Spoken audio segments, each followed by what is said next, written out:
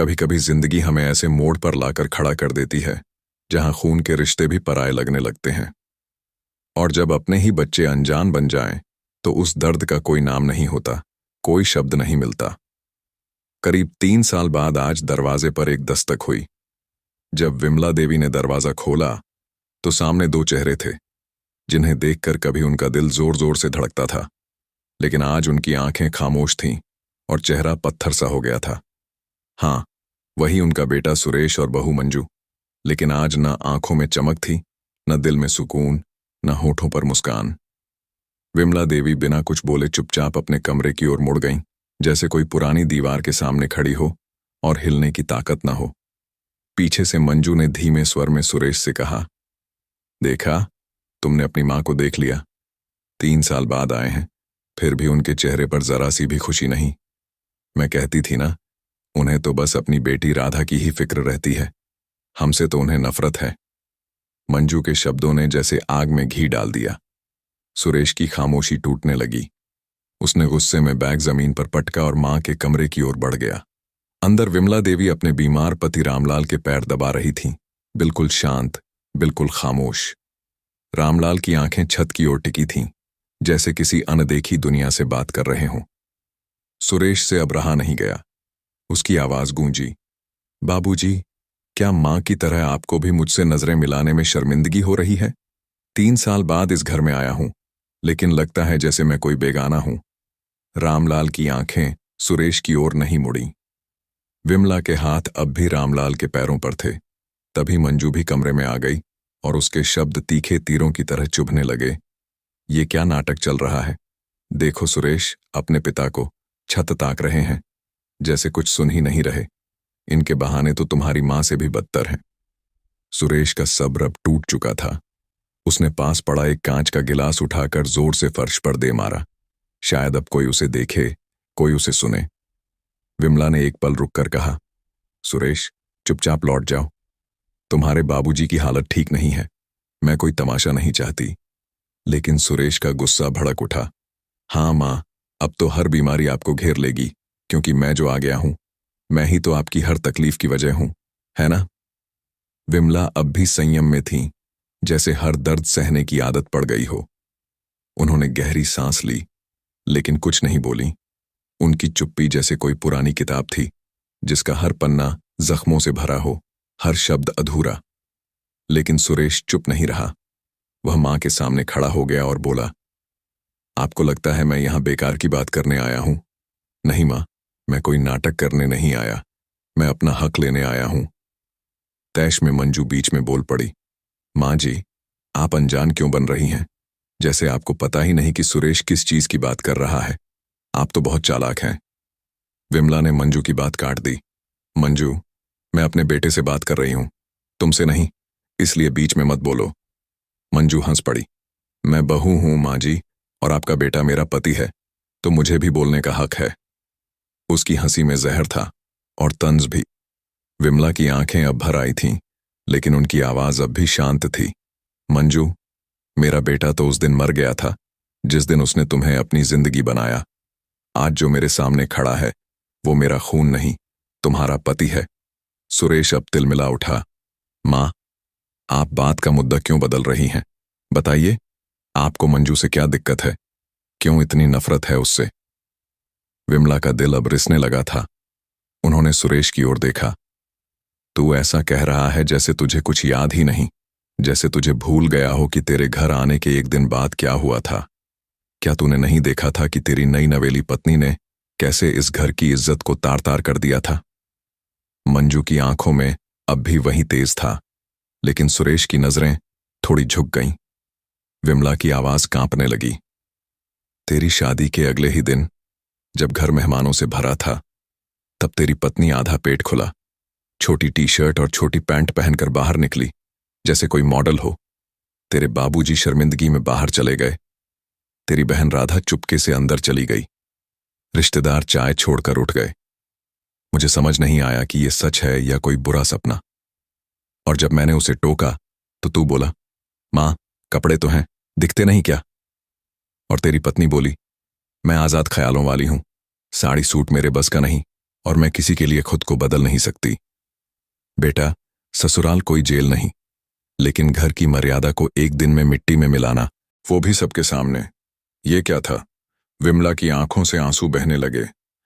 मेरी बहू ने मेरी बेटी के सामने जहर उगला, मेरे पति के सामने बेशर्मी का तमाशा किया, और तू चुपचाप खड़ा रहा। मंजू अब भी अकड़ में थी। तो क्या हुआ माँ जी, कपड़े ही तो थे।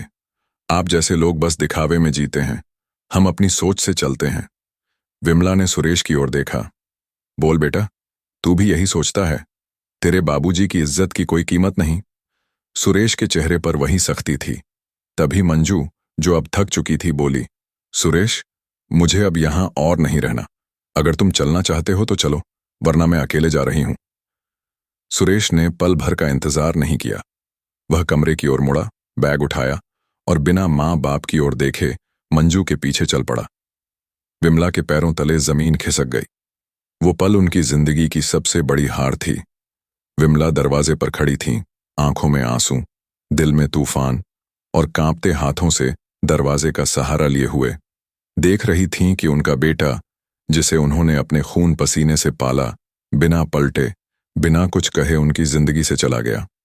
पीछे रामलाल की सांसें और धीमी हो गई थीं। विमला की दुनिया एक पल में खाली हो चुकी थी। जहां कल तक शादी की खुशियां थीं, वहां आज सन्नाटा पसर गया। रिश्तेदार चले गए, गांव में बात फैल गई कि नई बहू ने घर छोड़ दिया और बेटा मां बाप को बीच मझधार में छोड़कर चला गया। उस घटना के बाद रामलाल की तबीयत और बिगड़ती गई और एक दिन उन्होंने बिस्तर पकड़ लिया। धीरे धीरे 6 साल बीत गए। 6 साल, हर पल की तड़प।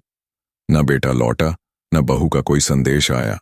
बस एक बेटी राधा थी, जिसने न सिर्फ अपने ससुराल की जिम्मेदारी निभाई, बल्कि मायके की सेवा में भी कोई कसर नहीं छोड़ी। राधा हमेशा मां बाप की दवाइयां लाती, कभी सब्जी, कभी राशन, कभी मां के लिए मिठाई, और कभी चुपके से गले लगकर हिम्मत बंधाती। लेकिन विमला अब चुप रहने लगी थी। न किसी से मिलती, न बोलती, बस दिन रात पति की सेवा करती और अंदर ही अंदर घुटती रहती। उन्हें लगता था कि उनकी जिंदगी यहीं खत्म हो गई। इसलिए उन्होंने अपनी सारी जायदाद, जमीन और बैंक बैलेंस राधा के नाम कर दिया, क्योंकि बेटा तो कब का मर चुका था, जिसने 6 साल में एक बार भी मां बाप की खैर खबर नहीं ली। यहां तक कि मंजू ने उसका नंबर भी बदलवा दिया। कोई पता नहीं, कोई खबर नहीं। विमला को अब किसी से कोई उम्मीद नहीं थी, लेकिन शायद किस्मत को कुछ और मंजूर था। 7 साल बाद एक शाम अचानक दरवाजा फिर खटखटाया। विमला चौंकी नहीं। धीरे से दरवाजा खोला तो सामने वही 2 चेहरे थे, सुरेश और मंजू। लेकिन इस बार सुरेश के हाथ में बैग था और चेहरे पर वही पुराना घमंड। विमला कुछ नहीं बोली, चुपचाप अंदर चली गई। मंजू बाहर खड़ी फुसफुसाई, देखा सुरेश, अब भी वही अकड़ है इनमें। 7 साल बाद बेटे को देखकर भी ना आशीर्वाद, न सवाल। सुरेश का चेहरा सख्त हो गया। वह उसी कमरे में पहुंचा जहां रामलाल अब भी बिस्तर पर थे और विमला उनके पैर दबा रही थी। सुरेश ने सीधे कहा, मां, मैं यहां कोई भावुक नाटक करने नहीं आया। मैं अपना हिस्सा लेने आया हूं। मुझे वो चाहिए जो मेरा है। विमला ने धीरे से नजर उठाई। उनकी आंखों में अब आंसू नहीं, बस ठंडापन था। उन्होंने सुरेश की आंखों में देखा, जैसे किसी अनजान को देख रही हूं। वह सुरेश जो कभी उनके आंगन में हंसता खेलता था, आज उनकी आंखों में झांक कर सौदा करने आया था। उन्होंने धीमे स्वर में कहा, क्या कह रहा है सुरेश? हिस्सा? किस चीज का हिस्सा? सुरेश ने सीना तान कर कहा, मां, ये घर, ये जमीन, ये दुकान, ये सब मेरा हक है। मुझे मेरा हिस्सा चाहिए।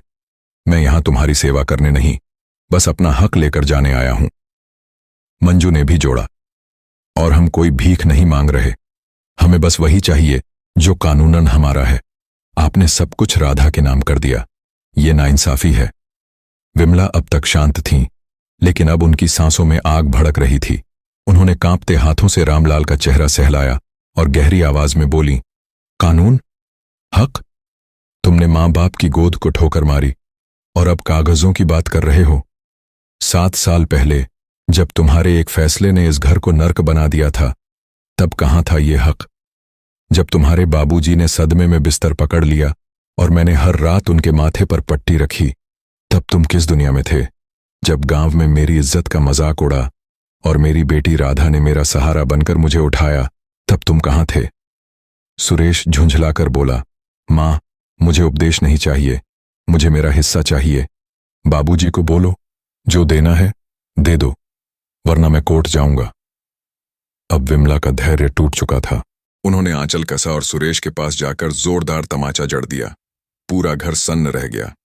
मंजू की चीख निकली, ये क्या किया आपने? लेकिन विमला की आवाज अब थर्रा रही थी। शर्म आनी चाहिए मुझे कि मैंने तुझे जन्म दिया। तू इंसान नहीं, मेरे आंचल का धब्बा है। जिस पिता को तू नौटंकीबाज कह रहा है, वो 7 साल से बिस्तर पर पड़ा है, तेरे गम में, तेरी कड़वी यादों में। और अब जब हमने सब कुछ अपनी बेटी को दे दिया, क्योंकि वही हमारी असली संतान निकली, तो तू हक मांगने आया। हक वो होता है बेटा जो सेवा, स्नेह और त्याग से कमाया जाता है, जहर उगलकर नहीं मिलता। सुरेश के मुंह से अब कोई आवाज नहीं निकली। विमला ने तड़ाक से दरवाजा बंद करते हुए कहा, जितनी जल्दी आए उतनी जल्दी निकल जाओ, वरना इस बार मेरी चुप्पी तुम्हारा सबसे बड़ा जवाब होगी। दरवाजा बंद हो चुका था, लेकिन सुरेश और मंजू बाहर खड़े थे, हैरान, गुस्से में, लेकिन सबसे ज्यादा शर्मिंदगी में। जिस मां को कभी रोते छोड़ गए थे, आज वही मां अपने आंसुओं को पीछे छोड़ पत्थर बनकर उनके सामने खड़ी थी। घर के भीतर विमला चुपचाप रामलाल के पास बैठ गईं। धीरे से उनके माथे पर हाथ फेरा और बोली, अब डर नहीं लगता जी, क्योंकि आज हमने अपनी सबसे बड़ी कमजोरी को दरवाजे से बाहर कर दिया। रामलाल की आंखें भर आईं। उन्होंने धीमे स्वर में कहा, और सबसे बड़ी ताकत अब भी हमारे साथ है, हमारी बेटी राधा।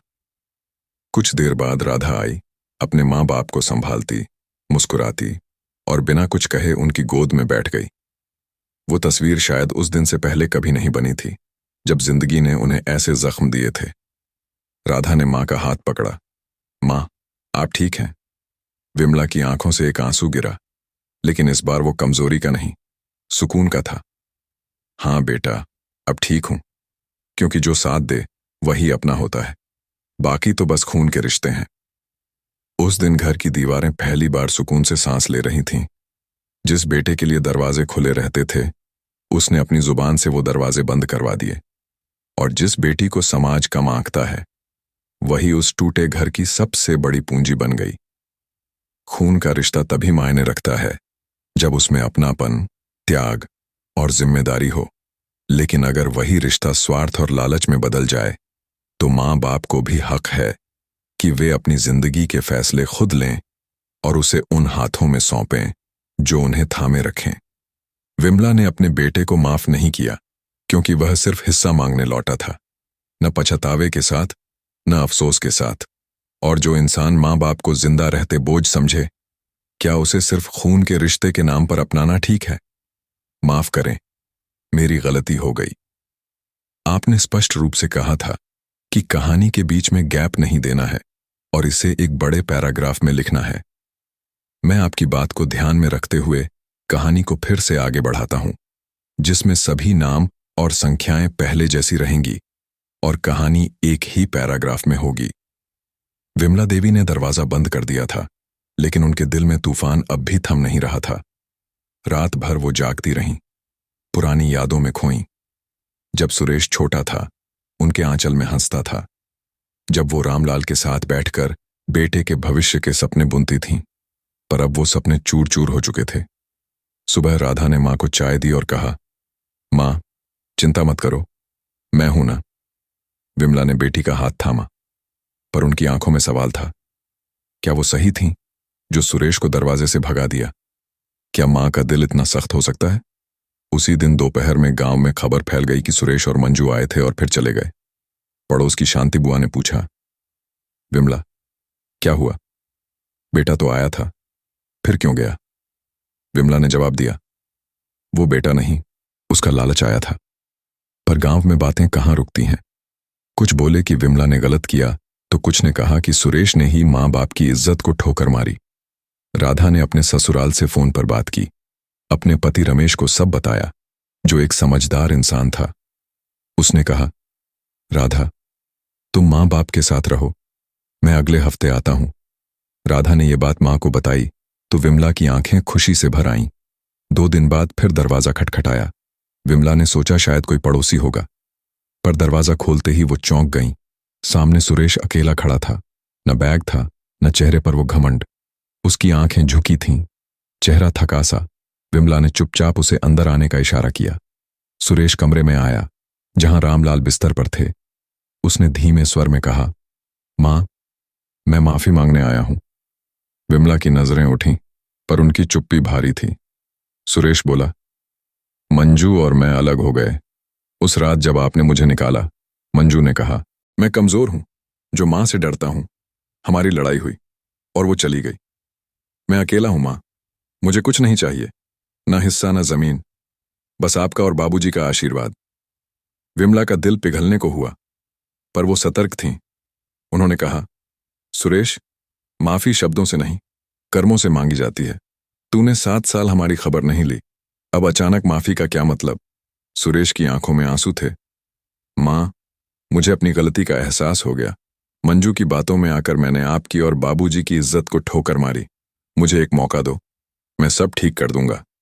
तभी रामलाल ने कमजोर आवाज में कहा, विमला, इसे एक मौका दे दो। ये हमारा खून है, भटक गया था, पर अब लौट आया। विमला की आंखें नम हुईं। वो जानती थीं कि मां का दिल कितना भी सख्त हो, अपने बच्चे की सच्ची माफी को ठुकराना मुश्किल है। अगले कुछ हफ्तों में सुरेश घर में रहा। उसने पिता की सेवा शुरू की, दवाइयां लाने से लेकर छोटे मोटे काम किए। विमला उसे चुपके से देखती, पर उनका दिल पूरी तरह नहीं पिघला। राधा ने भी भाई को माफ किया, पर साफ कहा, सुरेश, मां बाप का दिल जीतना आसान नहीं, तुझे वक्त देना होगा। सुरेश ने हामी भरी। उसने गांव में एक छोटी नौकरी शुरू की, लोगों का भरोसा जीतने की कोशिश की। गांव वाले उसकी तारीफ करने लगे, पर विमला का मन उलझन में था। एक रात रामलाल के पास बैठकर उन्होंने कहा, जी, क्या मैंने सही किया जो इसे वापस लिया? रामलाल ने मुस्कुराकर कहा, विमला, मां का दिल कभी गलत नहीं होता। तुमने मौका दिया, अब वक्त बताएगा कि ये इसका हकदार है या नहीं। समय बीता। सुरेश ने मेहनत और लगन से मां बाप का भरोसा जीत लिया। उसने घर की जिम्मेदारी उठाई, गांव में अपनी गलतियों की माफी मांगी। राधा और रमेश भी उसकी नई शुरुआत से खुश थे। एक दिन जब विमला और रामलाल आंगन में बैठे थे, सुरेश उनके पास आया। बोला, मां, बाबूजी, मैंने बहुत गलतियां की, पर आपने मुझे फिर अपनाया। मैं वादा करता हूं, अब कभी आपका दिल नहीं दुखाऊंगा। विमला ने उसका माथा सहलाया। बोली, बेटा, रिश्ते खून से नहीं, स्नेह और जिम्मेदारी से बनते हैं। तूने जो किया वो गलती थी, पर जो तू अब कर रहा है वो तेरा हक है, हमारा बेटा बनने का हक। उस दिन घर में पुरानी रौनक लौट आई। राधा ने मिठाई बनाई और रामलाल की आंखों में सुकून की चमक दिखी। खून के रिश्ते तभी मायने रखते हैं जब उनमें सच्चाई, प्यार और जिम्मेदारी हो। सुरेश ने अपनी गलतियों को सुधारा, मां बाप का भरोसा जीता, पर सवाल अब भी है, अगर आप विमला की जगह होते तो क्या आप अपने बेटे को इतनी जल्दी माफ कर पाते या उसे और वक्त देकर परखते? अपने विचार साझा करें, क्योंकि यही इस कहानी का असली जवाब होगा। तो दोस्तों, अगर यह कहानी आपको प्रेरित करती है, कमेंट में बताएं कि आपको इस कहानी से क्या सीख मिली। प्यारे दोस्तों, आपको ये कहानी कैसी लगी कमेंट बॉक्स में ज़रूर बताएं। कहानी अच्छी लगी तो वीडियो को लाइक करें और मेरा चैनल दुनियावी कहानियां को सब्सक्राइब करें और अपने दोस्तों के साथ शेयर करना ना भूलें। मिलते हैं अगली कहानी के साथ। तब तक के स्वस्थ रहिए, मस्त रहिए और अपने परिवारों के साथ खुश रहिए। पूरी कहानी देखने का आपका दिल से धन्यवाद।